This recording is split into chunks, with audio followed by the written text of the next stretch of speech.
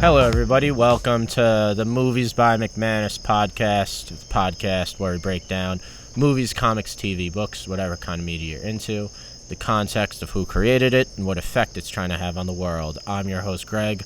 I'm with my brother, Mike. What's going on? And we're doing the President Street Boys, Growing Up Mafia. It's a Mafia one this time. So my brother has a cigar out because we're talking about the mob. Yep. Which that's the only reason. Not because they're delicious. And not because they're delicious. Talking from an undisclosed location in witness protection.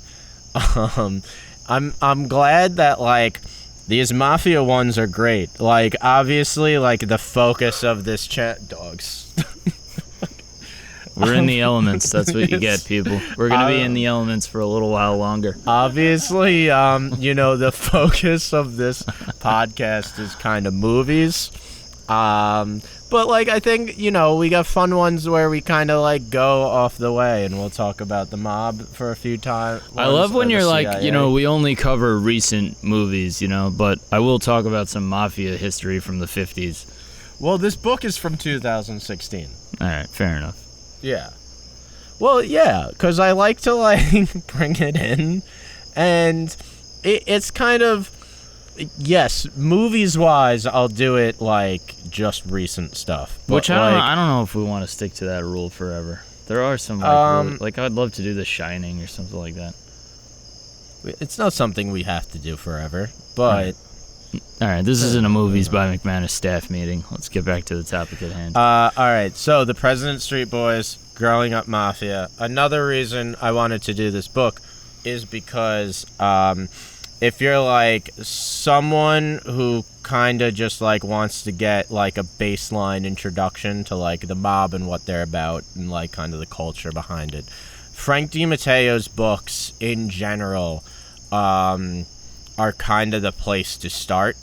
Growing Up Mafia, like President Street Boys, this is a good like beginner book specifically. Like Frank DiMatteo, the way he writes, he writes in a way that like he assumes that the reader doesn't know anything about the mob. And it's great for this book. If you're someone like me who like has already read a bunch of books about the mob, it could be annoying. But if you're somebody who's just like, you want to just like read a bit about like, what these guys are about, then like Frank DiMatteo's books in general are like a good introduction to it. My favorite Mafia book is probably Murder Machine. But like Murder Machine's it's not a type of book you read if you don't know anything about the mob. Well, you wouldn't even know who. I mean, I don't know. I could kind of see it though, because there was very over the top with their like marketing and calling it Murder Machine. Like I could see somebody just in a bookstore at the time being like, "What the hell is this?" and getting like into it that way. But I don't know. I mean, Roy DeMeo's a beast. Yeah, well... Massapequa legend. Massapequa legend. He lived around the block from... Well, he died before either of us were born. Yeah. But his house was around the block from the house we grew up in. And it's great, the story of... one of my favorite Roy DeMeo stories is when he talks about he wanted his driveway to look like the cobblestone streets of Lower Manhattan. So he had his crew drive a like construction truck into Manhattan, and they stole a street from him. And those cobblestones are still there. And they are still there. That house looks like shit, by the way. It looks like all their houses look like shit. They never. I'm saying now, like if you go there in present day, it's like it looks run down. I mean, you could tell it was definitely nice in the 70s, but I don't know who's been there since. They had no interior design skills. These Mafia guys. God, was an interior decorator. Low-key Sopranos reference right there. All right, so... His house looked like shit. How I kind of know about Frank DiMatteo is the book you got me for Christmas. He wrote this other book called about Albert Anastasia called The Lord Hyde Executioner. And, like, the Albert Anastasia story is great because it kind of ends where like the beginning of Gallo picks up, because Albert Anastasia, Joe Gallo was a shooter in that, right?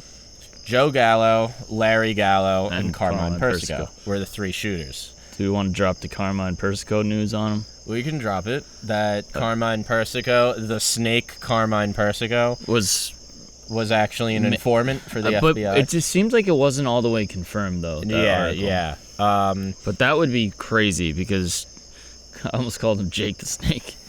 Carmine the Snake. Well, it's crazy because, one, in this book, Carmine Persico plays a large part. He was very close to Joe Gallo. Yeah. Albert Anastasia, he was the boss of kind of like the Brooklyn docks. And it's interesting because right now I work at Steiner Studios, which was part of the Brooklyn Navy Yard that like Albert Anastasia controlled. And you see Joe Gallo, his older brother Larry, and Carmine Persico, they get made into the mafia by killing a boss. And I think that's interesting that kind of like their first introduction into the mob was killing the boss. So like they kind of have a baseline introduction that these people are not invincible. And that these rules that they're kind of handing down from up far are made to be broken. Of just like, you've told me that you're not supposed to kill bosses. And but my first job as a made man is I'm going to kill a boss. I mean, like, it's just funny because everybody always talks about, oh, the mafia is not what it used to be, which is obviously true with, like, not only just surveillance, but even before that, the RICO Act being set up. Right. But, you know, at the same time, it's like these guys whacked a boss, like, back then. Like, the rules were never the rules. And Albert Anastasia whacked his own boss. And that same year, Frank Costello, who's the boss of the Genovese family, Vito Genovese tries to murder him, and he gets away with it.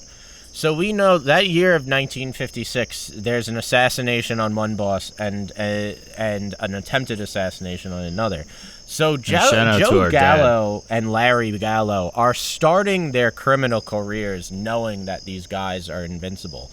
And the basic, like, theme... Our dad was born in 1956. That's why I said shout out to our dad. I just didn't want that to go, like... under the radar? Or just, like, why did he say that? Anyway, go. Now that I fucked up your flow.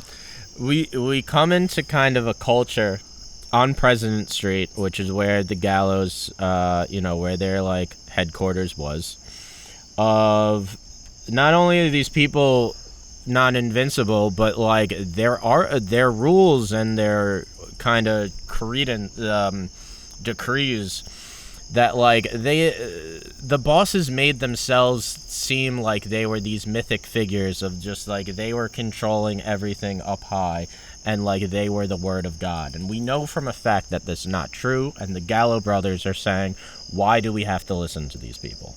Yep. We're going to do whatever they want, and... They're just like Gotti later on. Just like Gotti later on. Just kind of like Roy DeMeo. And one of the great things about Frank DiMatteo, he's kind of describing this all as he's a little kid. Yeah. He's a little kid watching these guys, and you see he has you have like kind of the basic setup of the President Street crew, and one of like the rules of the mob is like made guys are above everybody else, so you have to treat made guys better, and they're very clear with the President Street boys. Nobody cared if you were made or not. Of like and some people didn't want to be made because they didn't want to have obligations to certain people. Well, that's exactly Frank DiMatteo's father, Ricky, was one of the highest ups in the gang. He was not made. But the way they saw it, it was like, we don't really like the bosses to begin with. What, like, you're going to be above me because the bosses say so? I don't even like those guys, you know? And another one of the rules was kind of like Italians would always get special privileges among non-Italians. And Larry and Joe and Albert, all three Gallo brothers, were very much against that. A lot of the members of their crew were Greek. A lot of them were Arab. Black, they were black. Jewish. Jewish. they kind of had an alliance with the like black gangs who ran like the Gowanus projects. Later on, Joey Gallo would have an alliance with Nicky Barnes, who was the big-time heroin dealer in Harlem. And that was another thing of, like, they were going to sell drugs if they wanted to. Again, which is, like, you know, just, like, destroying the myth of, like, what the Mafia ever was. Like, well, here's where... As far as, like, not supporting drugs. The myth of saying that, like, the Mafia was against selling drugs. Yeah. Like, how it's portrayed... How it's portrayed, like, in The Godfather. I think that's our first burp ever on the show. I think I heard a fart. This is the first time. Did you hear a fart? Well, because I'm drinking James a is in the seltzer house. while I'm doing this. James is always in the house I got now. Carbonation in my voice. That's pretty good. Episode 29, the first burp. This is this is not 29. We are past 29. We're I think what are we? at 31. This is 31. Is it 31? This is 31. We didn't do anything for our 30th episode last time. I was gonna say, next episode is our 30th, but we already passed it. All right. Just like me, past 30. One of the like myths of the Mafia was that they were against selling drugs. They were above that. The truth of the matter is the bosses told their underlings not to sell drugs because the bosses wanted the entire drug business to themselves. That's the truth of the matter. The Mafia was founded off of heroin. Lucky Luciano was the biggest heroin dealer in America. People say that, like, Carlo Gambino actually wasn't involved in drugs, but, like, who knows if that is true or not? Well, it's like I remember in Al DiMatteo, Roy's son. Did you read that book? Yeah, Sins of My Father. I've read it. Yeah, yes. And so, you know, the thing there was like Paul Castellano, like, trying to be a fucking legit business guy, and it's like, you know, he knew they were selling drugs. He knew he was lining his pockets off of heroin sales. Right. But you know, when they all went down in that heroin case, Gene and I'm blanking on the other guy's name from Quack. Yeah. From Long Island, like Castellano was, you know, making fucking a fortune off of that shit. Right, exactly. And acting holier than thou. Exactly. And this kind of book was like more about one, the Gallow Crew in general was kind of all about rebelling against the bosses. And you see this little kid looking up to these guys who are not only rebelling against, you know, the government by being gangsters in general, they were rebelling against even the hierarchies of gangsters. And you get like this kind of Wild West cowboy image from them, which if you're Frank DiMatteo and you're a little kid growing up looking up to these people, that's how you would see them. And one of the things of, like... He literally grew up... I mean, you can't even blame a guy like that who's, like... Exactly. All your fucking older relatives and everyone who's respected in your neighborhood is, like, involved in this. Yes. And then you just implicitly are involved. You know, your father, you become a driver for your father. Like, yeah. That's your number one role model. Like, obviously, I don't know. It's and one of the things that also why I kind of suggested, like, if you want to know more about the Mafia, this book is where to start. If you read Murder Machine, you end Murder Machine by thinking to yourself, why would anyone ever want to be a part of that? Because he knew he was gonna die for a while. Yeah, but exactly. But Murder Machine, it's very by the facts, and is it though? Well, it's very wasn't like... that book like considered sensationalism at a point? I mean, sensationalism in the fact that, like, they're clearly profiting off of, like, some horrible things that happened. But not they weren't like what I meant juicing by, up the facts about Roy DiMatteo himself. I don't know. I know Roy DiMattio's family said that. You can't really take that. But They obviously have an interest in what I was trying to say by like factual is like they kind of present it to you like it's reporting. And when you look at it like that, you come off of it thinking like, yeah, why would anybody ever want to join this organization? This seems horrible. But when you read this book, which Frank DiMatteo, his story. Billie Jean King fell. Woman down. His story of how he joined the mob isn't all that much different from most of these guys. It's the neighborhood. When you're around it, it's ingrained in your culture, in your identity. When, especially in the 60s and 70s, when the mafia was an ever-present force in every aspect of Italian society in Brooklyn during that point. You totally understand why someone would join this group, why they would want to join this group, why they would kind of commit their life to this group. At the same time, though, to be honest, and to be fair to obviously Italian people back then, even like our grandmother has said, like, just from stories, because we have a couple of people that were in the mafia, like, back then in our family, and, it was definitely a choice at the same time. Right. Where it was like our grandfather, our grandmother's father, early on was like involved just because like that's what was his, his brother was doing and shit like that. But at a certain point he was like, okay, like I'm not going to go down that road. Right. And he didn't have fucking many opportunities. Right. He ended up working as like as a produce, like he had like a produce truck or something. Yeah. So, there's definitely some, there's definitely some choices involved. No, 100%. 100%. It could also be an excuse to be like, oh, it's the neighborhood. But it's also like, you could see why a kid like that would kind of like become infatuated by these people. Oh, yeah, of course. One of the stories that, you hear from John Gotti Jr.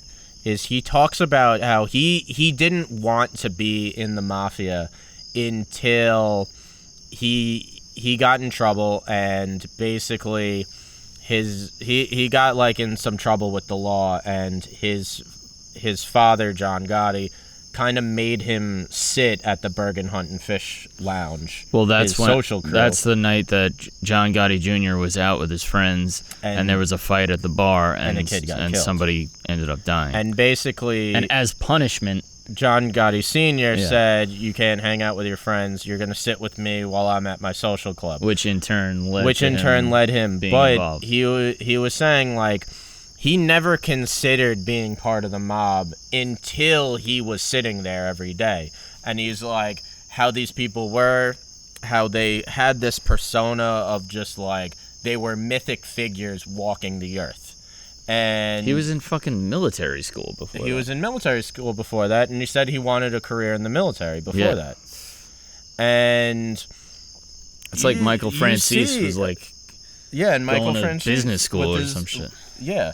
But you can see how, like, with these young kids, there is kind of, like, a seduction almost into this life. Yeah, of course. You create these personas of who these people are. Another thing that's great about this book is, like, he's very clear of just, like, these are stories from the streets. So he's like, I'm not interested in what like how the police say that it went down. Right. I'm not interested in how the newspapers say it went down. This is how people on the street were telling it. So, you're talking about kind of the war that broke out between the Gallows and the Columbos. Well, first it was Gallo versus their original boss, Perfacci. Right. And Perfacci was kind of a longtime gangster who the Gallows' father, Umberto Gallo, worked for him as a bootlegger like back in the day. And they didn't want to follow Perfacci anymore. Perfacci was like saying, first of all, he is all these basic mafia rules of just like you can't have non-Italians, you can't deal drugs, you have to listen to everything I say. But also he was taking all the money for himself. And it's kind of like we're here on the street. We became gangsters because we don't want to listen to people. Not only are you telling us what to do, you're taking all their money. And they end up kidnapping... I believe it's Perfacci's brother, and then also, at the time, the underboss, Joe Columbo. And they kidnap him and ransom him back. And one of the boss patriarcha from New England basically goes down and negotiates a deal between the two factions. And the Gallows get away with it. And there's a line in The Irishman where kind of like... he's talking about Joey Gallo, and he's just like, he kidnapped the boss and got away with it. Like, that doesn't happen. Like... You mean Sebastian Maniscalco? Which, by the way, I actually really like his performance as Joey Gallo. He was you great. don't? Oh, I loved it. Oh, yeah, no, I loved it. I thought it was great. I mean, he could have lost his fucking Chicago accent for 2 seconds. Right, yes. God forbid he, like, doesn't talk with a Chicago accent. Right. But he was great. He captured the 100%. charisma side of it. I mean, he killed it. Yeah, 100%. And he looked like him too. He does look a lot like him. He does. He does look like him. He had his hair slicked back like Joey Gallo. Yeah. Shout out to Joey Gallo on the Yankees, by the way. Yeah, he's doing pretty good. The two Italians. On the Yankees. Yep. They're doing pretty good. Anthony Rizzo, Joey Gallo. Yeah.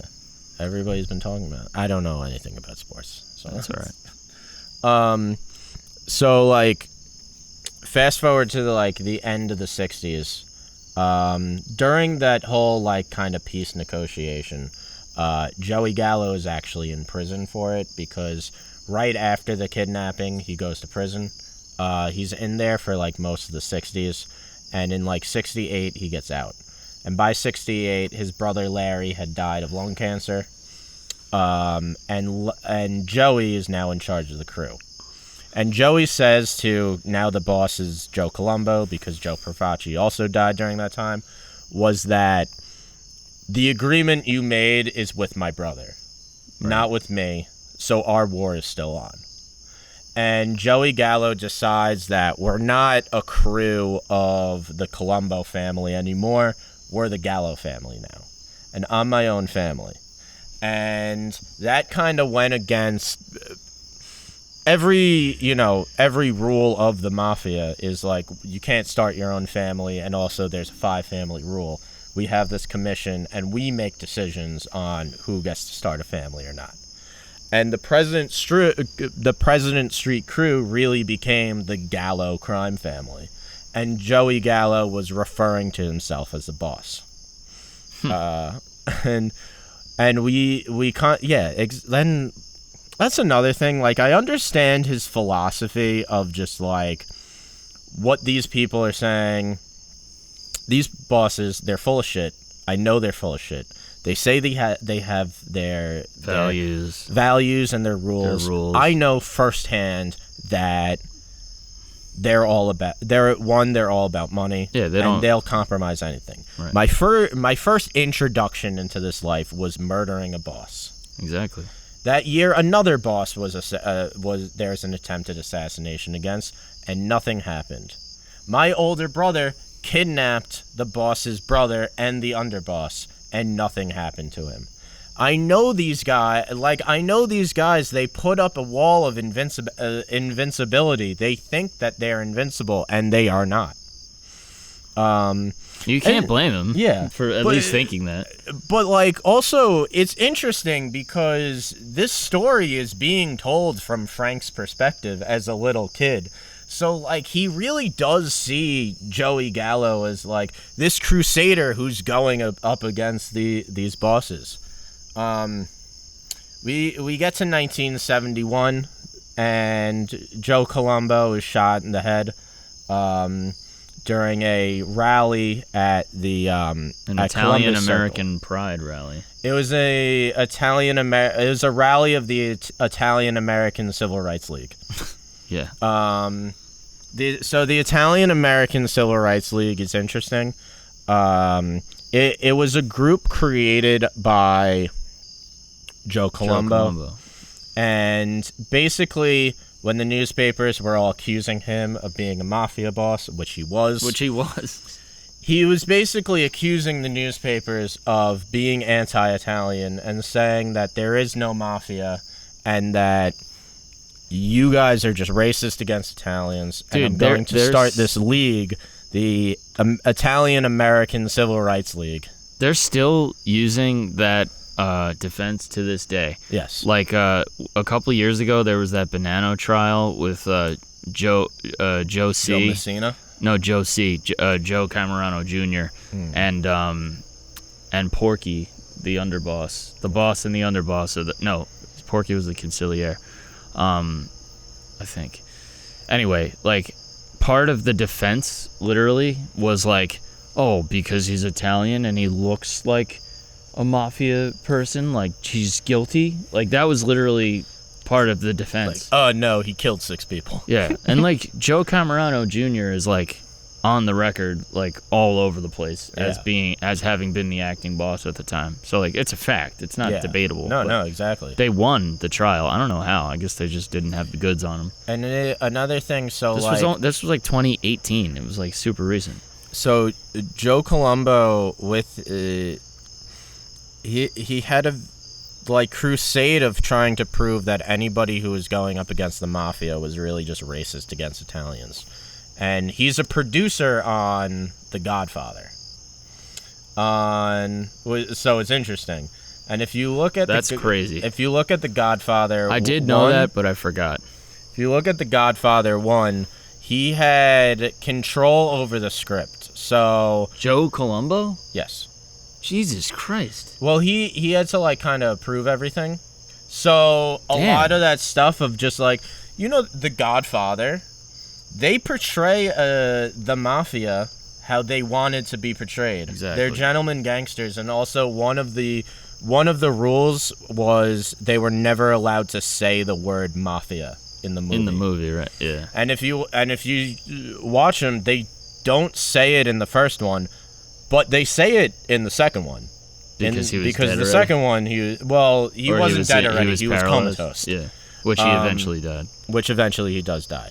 But Joe Columbo has this Italian-American Civil Rights League.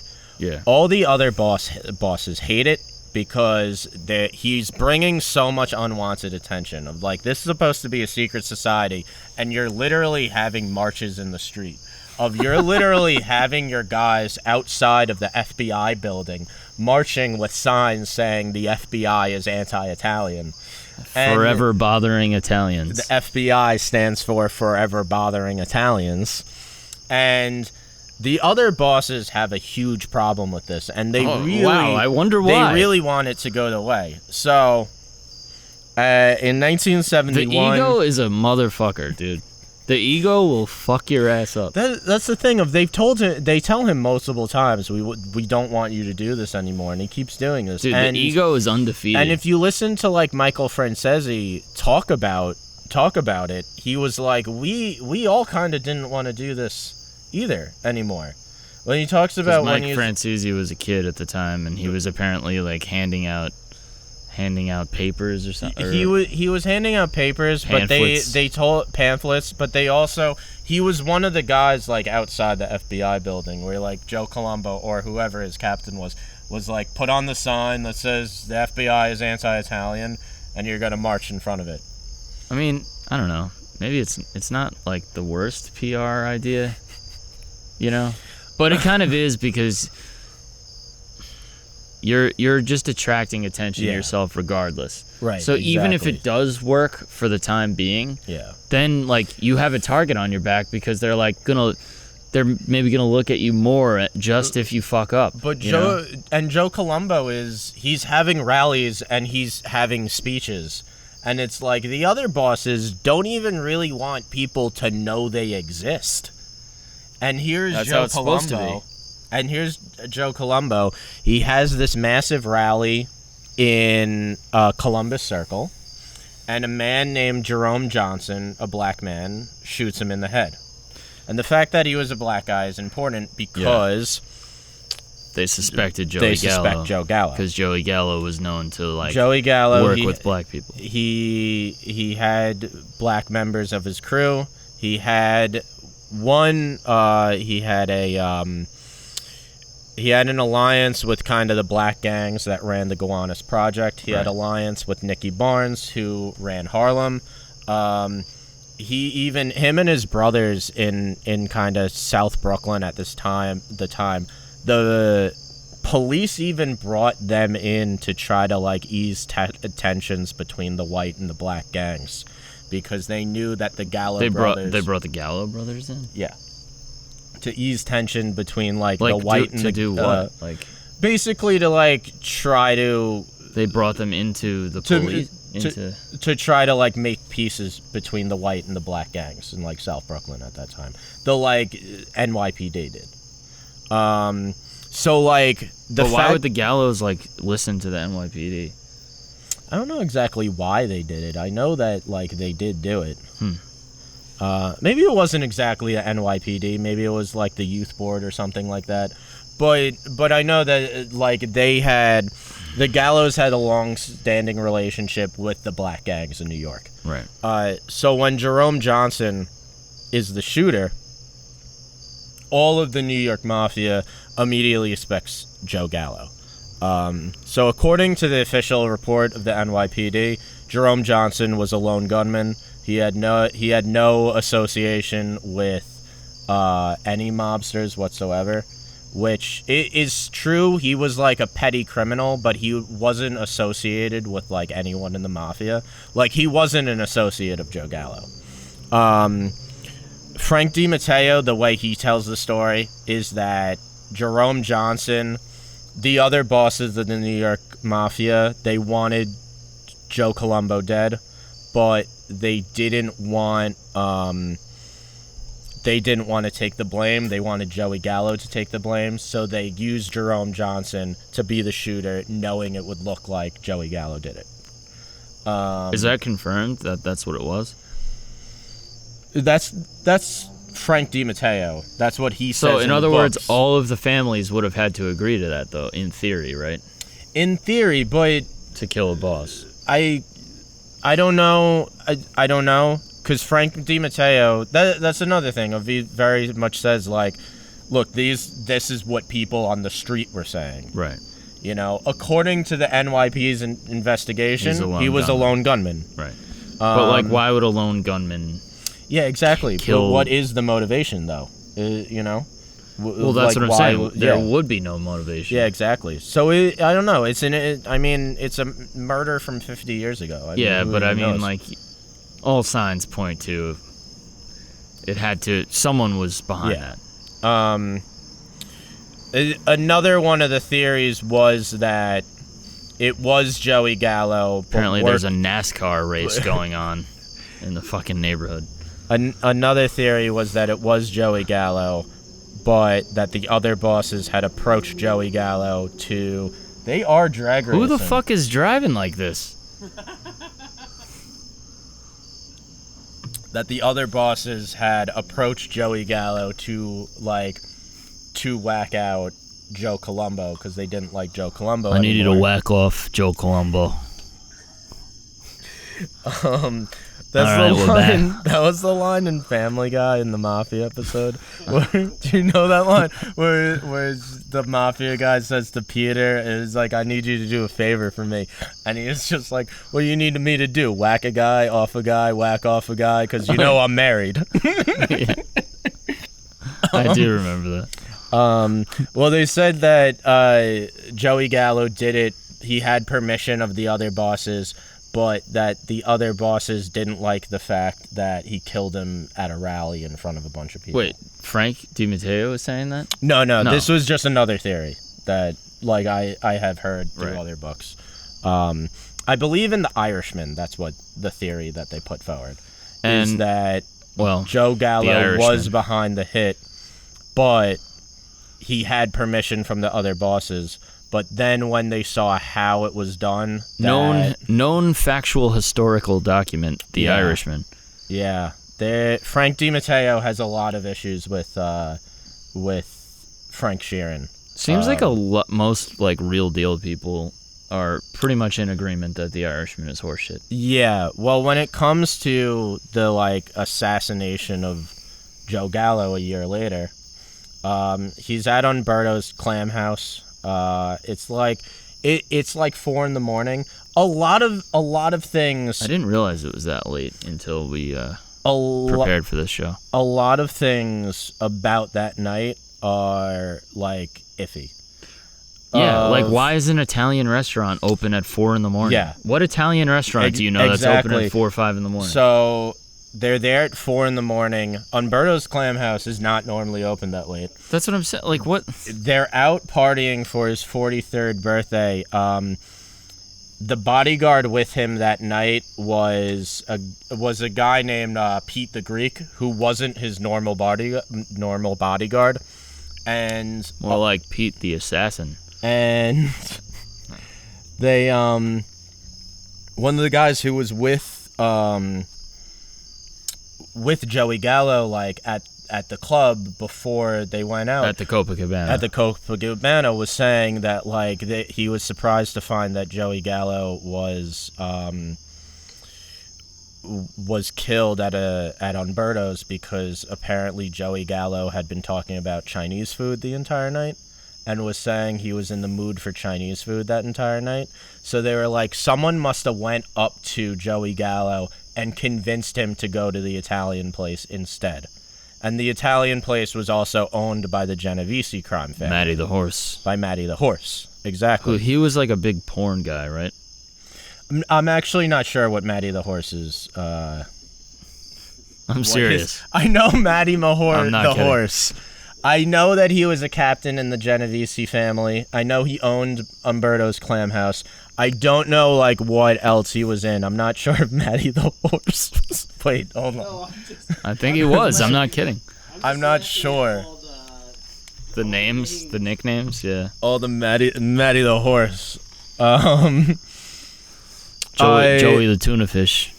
Frank DiMatteo is saying like something had to have been up that night of Pete the Greek, who he doesn't accuse Pete the Greek of being in on it, but he was like, Pete the Greek isn't his normal bodyguard, and also everybody knew that, you know, while Pete the Greek was a good guy, he wasn't like the type of dude to put his life on the line for anything.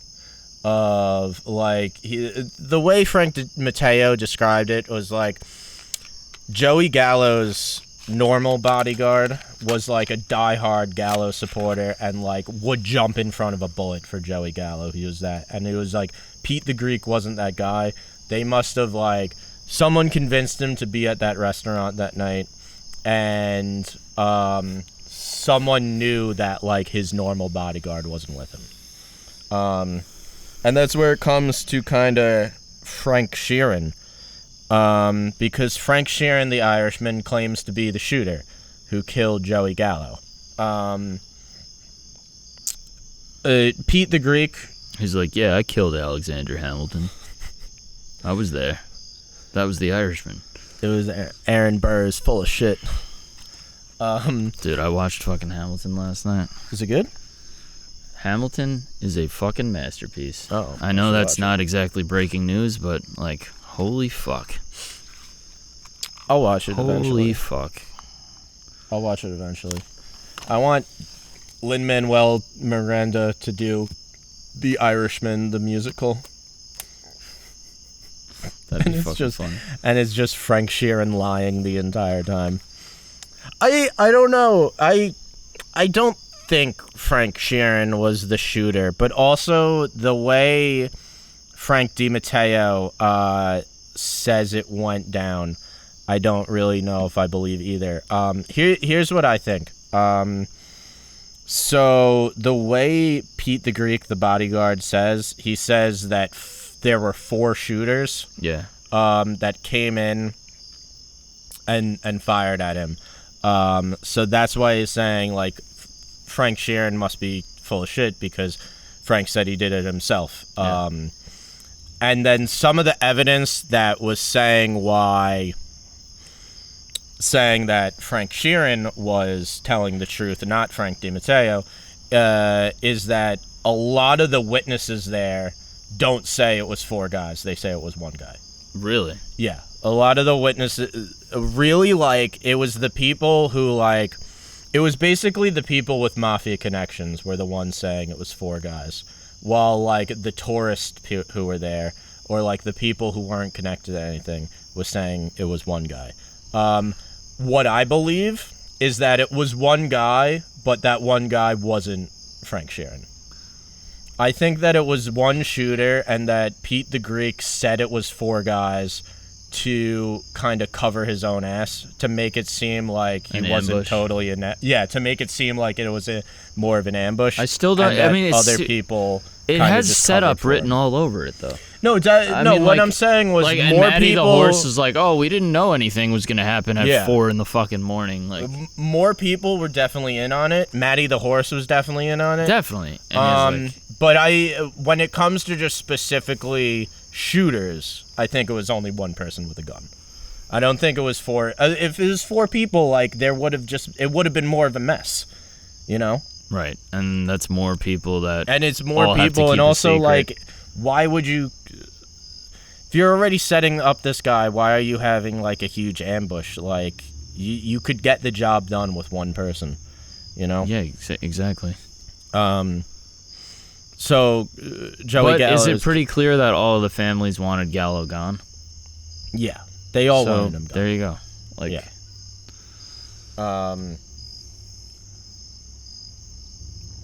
We get to after Joey Gallo is killed. So Frank is like a late teenager when Gallo is killed. George Bush did it, dude. Yeah. And that was another thing about Gotti Jr. was that he just like hates George W. Bush and all politicians, and he is saying, like, you know, people say my father is my father's a bad dude. My father never sent anyone to Iraq to get killed. You know, my father never ordered. Shit, Gotti Jr. Shout out to Biden getting us out of Afghanistan. Yeah, it was messy, but he did it. Well, the boys are back in town. The boys are back in town. The Taliban, that is. Fucked. Whatever. Vlad is like, okay, so this is your first time here, Taliban, so I want to start from the beginning. He starts every fucking interview the same. He's like, okay, this is your first time here, so we're gonna start from the beginning. The only Vlad TV interview I've ever watched was the one with Frank DiMatteo. I know, like, he does all the gangsters. I want to watch the one on Larry Mazza because that one's fucking excellent. Well, because I've met Larry Mazza before. So break down for the people your experience meeting Larry Mazza. So Greg actually worked on a documentary on John Gotti Jr. called Father and Me or something like that. Godfather and Son. Godfather and Son. Godfather. It's kind of like the Cat Stevens song, but just Italian. Yeah. And as part of that, I guess they had to obviously interview a lot of people in the life, and one of them was Larry Mazza, who worked really closely with the Grim Reaper, Greg Scarpa, known top echelon informant. Yes. Who was also on the Persico side of the Columbo War. Right. Which would explain, going back to the point about Persico potentially being a top echelon informant, why I think, like, Scarpa would have stayed loyal to him, because if they were both top echelon informants, because if you really think about it, like, it really seemed like Vic Arena was, like, winning. Yeah, so we could talk we could talk about Carmine Persico a bunch. So Carmine Persico, he got the nickname the Snake because he was originally with the Gallo faction, and then it turned out he was an informant for the other side, for the Columbos, and he was setting up his fellow crew members to get murdered. And he was giving them information, and eventually it was found out, Larry Gallo, there's an assassination attempt against Carmine Persico that fails, and Carmine Persico completely defects to the Columbo faction. That's This where is he gets. before Gallo was killed. This was before Gallo was killed. Yes, this was actually while Gallo was in prison. Still, it was Joey Gallo's brother, Larry Gallo, who was running the gang at this point. And he got murdered.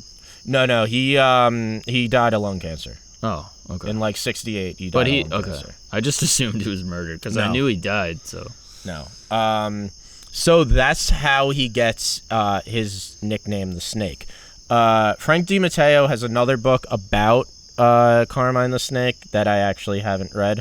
The only ones of DiMatteo's books I've read are this and then the Albert Anastasia one. But Carmine Persico, he's known for basically being this ruthless gangster. A lot of the stuff with him kind of relates to what's called the Third Columbo War. So the first Columbo War would be Larry and Joe against Joe Perfacci in the early 60s. And then the second would be the late 60s, early 70s with Joe Gallo against Joe Columbo. Yep. And then the third one would be the early 90s with Carmine Persico against Vicarina. And after the commission case, Carmine Persico is sent to prison. But he's still the boss. He gets life in prison. He gets 100 years or so. And a lot of people in the gang, it's not really a rule. It's kind of an unwritten rule. But like as we were saying, like the rules don't matter. In the gang or in the Columbo family? In kind of the mafia in general, is that if a boss gets life in prison, he's supposed to relinquish his title and let somebody else become the boss. Because basically, if there's no chance of you getting out, then what's the point of you being boss? And it's kind of like an unwritten rule that you're supposed to relinquish his title.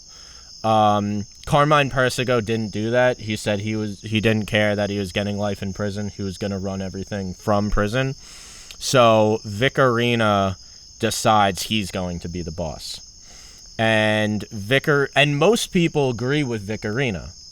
And kind of the main guy on Carmine Persico's side is this guy named Greg Scarpa, who's known as the Grim Reaper, who Larry Mazza, who there's the interview with and who I met, was very close with. Who Larry Mazza, it's another story of like you see why this guy would join the mob, because he kind of becomes best friends with Greg Scarpa's son, Greg Scarpa Jr.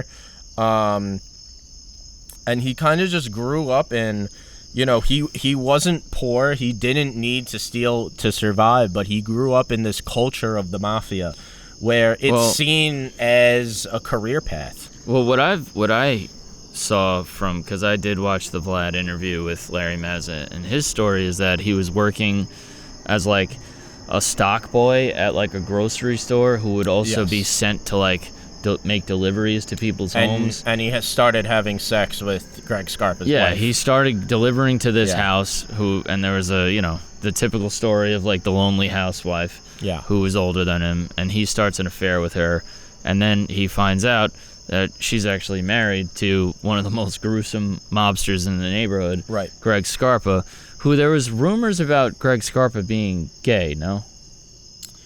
I mean, I think that a lot of that is because Greg Scarpa later died of AIDS. But also because, like, he okayed Larry Mazza being his wife's girlfriend, which kind of does not make any sense if you're a mafia guy. Like, wouldn't you just have that guy killed? Yeah,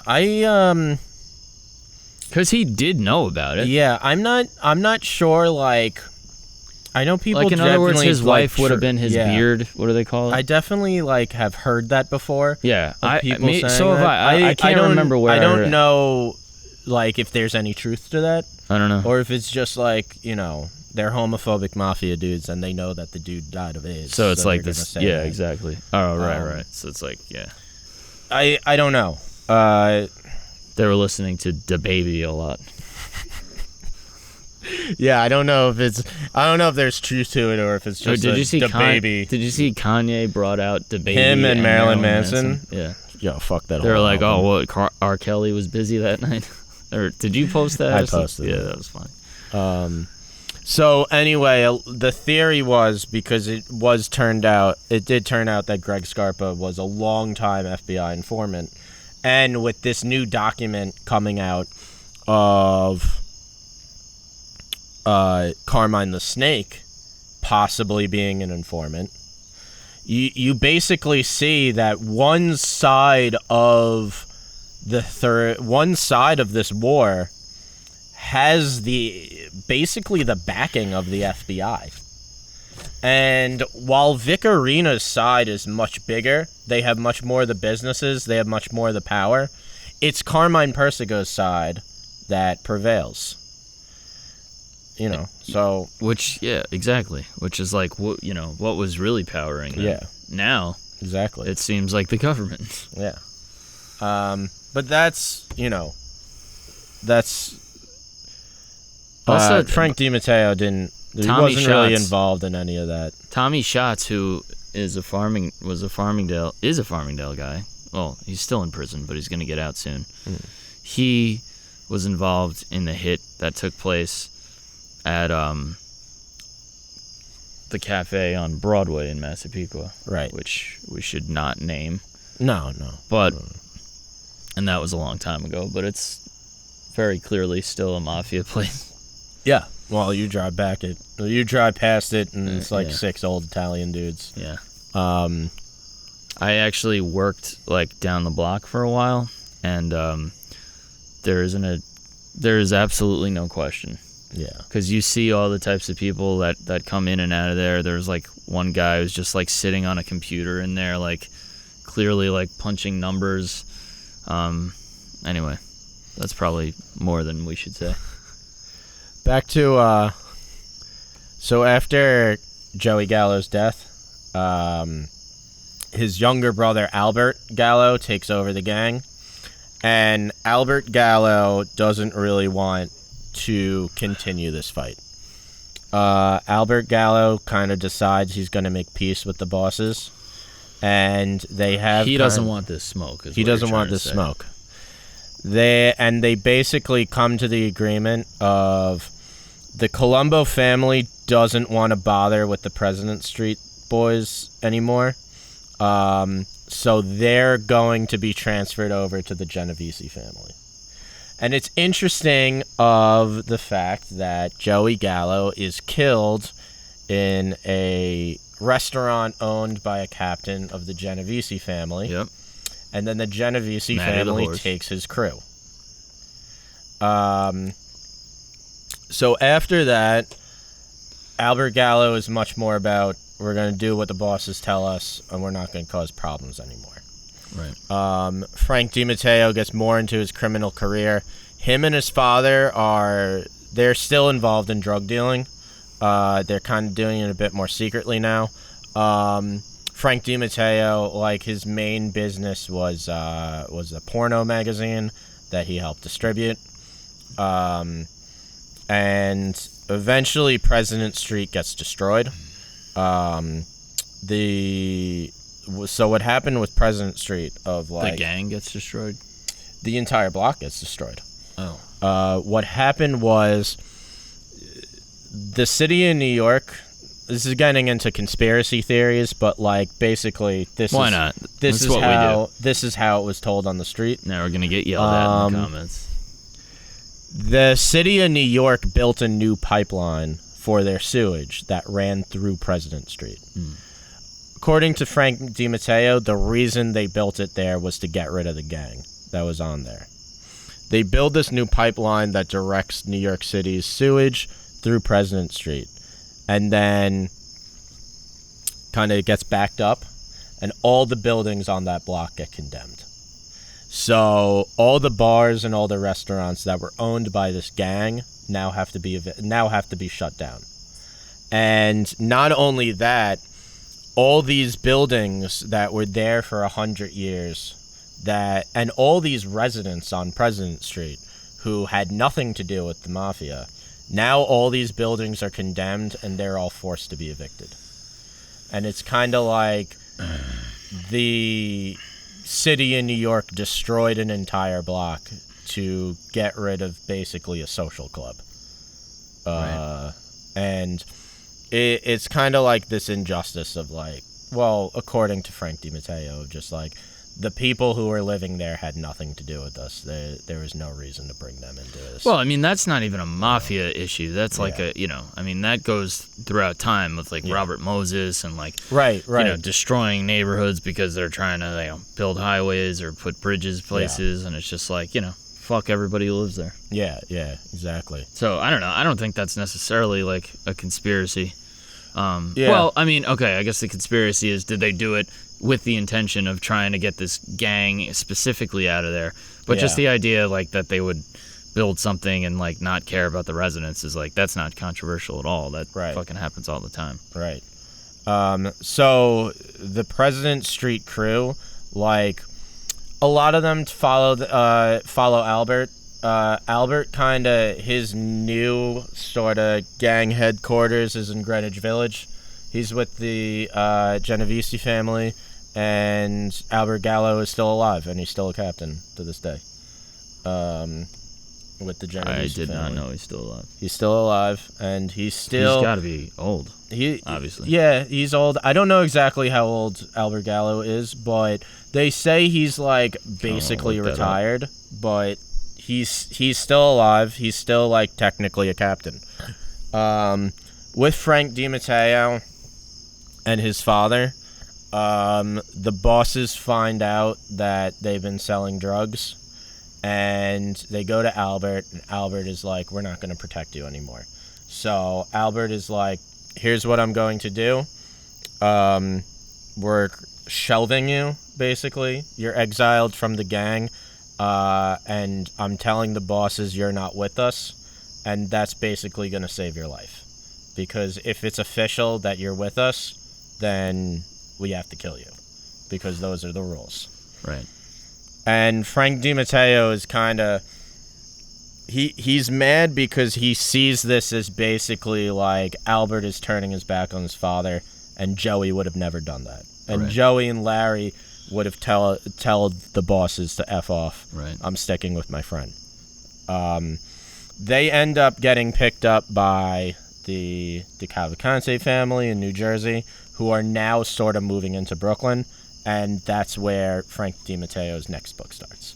It's the next book, which he came out with last year, of Were We Ever Really Cowboys, it's called, and that's all about his time with the Cavalcante. Yeah. So he does this cool thing of, like, he's able to end one book exactly where the next one takes off, because he also, when he wrote his Albert Anastasia book, he kind of ends it right at the murder, and like kind of talks about Carmine Persico, and he was like, and this is meant to lead into my Carmine the Snake book. So it's interesting how he does that. One of the problems I have with Frank DiMatteo is that a lot of his stories are just like about bar fights. And it kind of makes it seem like he wants the reader to, like, think he's cool. Like, he's kind of like this tough guy who got with lots of chicks and got into bar fights and, like, beat the shit out of people. And a lot of it is, like, you're kind of acting like a tool right now. I don't think you've ever read Anthony Kiedis's book, Scar Tissue. I have not. But it's really funny because, like, half of the book is just him, like, bragging about how many chicks he's slept with and, like, all the drugs he's done. And it's just like, all right, Anthony, like, we get it, dude. I felt that way about reading Nikki Sixx's book. Bro. We're talking about, like, two fucking rock stars. So, like, of course they're gonna...